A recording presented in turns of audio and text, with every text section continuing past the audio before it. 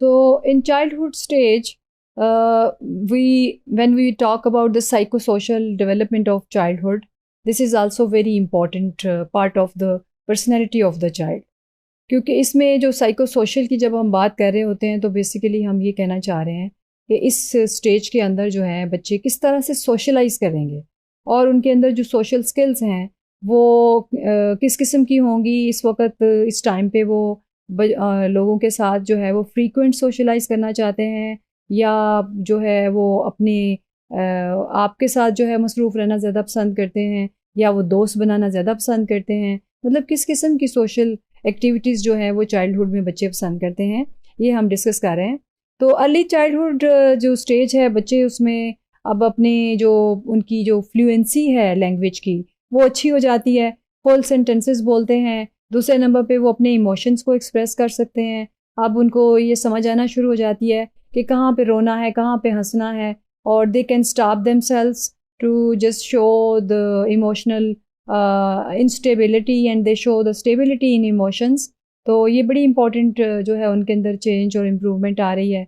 और अब जो है वो उनको अच्छा लगता है कि वो अपने बहन भाइयों के साथ मिल के खेलें या अपने दोस्त जो हैं अपनी गली मोहल्ले के उनको दोस्त बनाएं। उनके साथ जो है वो अभी बहुत ज़्यादा शेयरिंग में तो नहीं आते लेकिन फिर भी उनके साथ मिल के जो है वो अपने टॉयज़ और गेम जो है वो कलेक्टिवली खेलना पसंद करते हैं।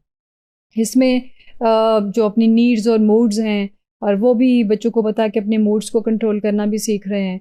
तो उसमें जो फीलिंग्स हैं इस टाइम पे बच्चा बड़ा इमोशनल होता है और इस टाइम पे बड़ा सेंसिटिव भी होता है। अपने पेरेंट्स के साथ चूँकि वो काफ़ी ज़्यादा अटैचमेंट उसकी होती है तो अब वो अपनी फीलिंग्स जो है एक्सप्रेस कर सकता है instead of only simply crying. तो ही और she can just say words and dialogues with the parents to just express his और हर इमोशंस। इसलिए इसमें फीलिंग्स जो हैं वो बच्चे की स्टेबल नहीं होती हैं। आज जो अभी उसका मूड कुछ है और आपने उसको डांट दिया है तो हो सकता है वो मुंह फुला के खाना छोड़ दे, लेकिन थोड़ी ही देर के बाद उसका मूड जो है वो अच्छा हो जाएगा। जैसे आप कोई अच्छी सी बात, अच्छा सा वादा बच्चे के साथ करते हैं तो उसके साथ ही उसके इमोशंस जो हैं वो दोबारा से अच्छी की तरफ चले जाते हैं। बहुत ज़्यादा लॉन्ग टाइम के लिए जो है वो अपने इमोशंस को होल्ड नहीं करते।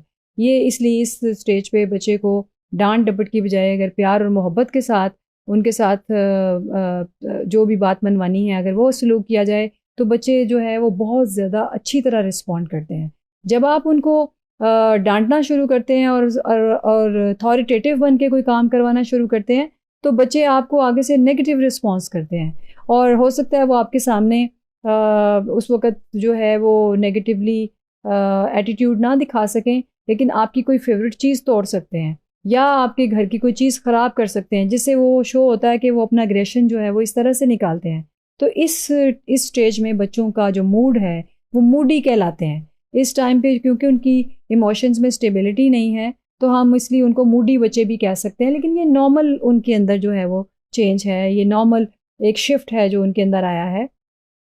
इसके बाद जो three important socio emotional developments की फेजेस हैं इसमें, उसमें डेवलपमेंट ऑफ सेल्फ है। सेल्फ का मतलब है अब उनको अपने नाम का पता है, उनको अपनी सेल्फ जो है वो अपने आप को पता है ये मेरे कपड़े हैं, मैंने किस तरह से ड्रेसअप होना है, मैंने किस तरह से किस इवेंट पे क्या पहनना है, मुझे जो मैचिंग क्लोथ्स हैं वो चाहिए, मुझे मैचिंग शूज़ चाहिए। तो अपनी सेल्फ को डेकोर करने का जो एक उनके अंदर इमोशन आ जाता है वो काफ़ी ज़्यादा है। बाल अच्छे से बनाने हैं, साफ़ सुथरा हाइजीनिक जो कंडीशंस हैं वो उनकी इम्प्रूव हो जाती हैं। फिर उसका जेंडर रोल्स हैं, यानी I am a male, I am a female, ये उनको बहुत अच्छी तरह से पता चलता है। या मैं अगर फ़ीमेल हूँ तो मुझे किस तरह से जो है वो क्लोथिंग करनी है और बाल मैंने थोड़े से लंबे रखने हैं। इसी तरह से बॉय है तो उसको थोड़ा रिस्पॉन्सिबल शो करता है और चीज़ों का चार्ज लेने की कोशिश कर रहा होता है। तो ये जो रोल्स हैं ये जेंडर के डिफरेंट, ये चाइल्डहुड में बच्चे जो है काफ़ी अंडरस्टैंड करना शुरू हो जाते हैं। इसके अलावा during childhood moral development, now they are learning ethics, they are learning values, that how to behave with elders, how to behave with their parents, how to behave with their guests, and how to behave with strangers. So they are actually learning these etiquettes and manners, and this is the best stage to teach students or children that the moral values or moral all ethics and rules that you want to just inculcate in your children. तो ये जो moral values हैं ये हम उनको सिखा रहे हैं, कैरेक्टर बिल्डिंग बेसिकली। ये एज जो है कैरेक्टर बिल्डिंग के लिए बहुत ज़्यादा इम्पॉर्टेंट है। और इसमें जो बच्चे के लिए आइडेंटिफिकेशन का इशू है कि आप उसको पता चल गया है कि मैं बड़ा हूँ, मैं छोटा हूँ, मैं दरमियान में हूँ, मेरी घर में क्या जिम्मेदारी। जब आप उसको हर काम कहेंगे ये उठा के लाओ वो करोगे जी क्यों सारा कुछ मैं ही क्यों करूँ, क्यों मैं कोई फालतू हूँ। मतलब ये है कि अपनी सेल्फ की आइडेंटिफिकेशन आ गई है कि I am important, I am elder, and I should know that how to just respond to a person who is saying anything. तो ये चीज़ें उनमें आ जाती हैं, आइडेंटिफिकेशन ऑफ सेल्फ आ गई। उसके बाद पेरेंटिंग स्टाइल बड़ा इम्पॉर्टेंट है, अथॉरिटेटिव है, डेमोक्रेटिक है, फ्रेंडली है। ये सारी चीज़ें इस टाइम पे बड़ी, क्योंकि बच्चे मूडी हैं तो उनके मूड को किस तरह से स्विंग करना है, ये पेरेंट्स का इस वक्त बड़ा इम्पॉर्टेंट रोल है।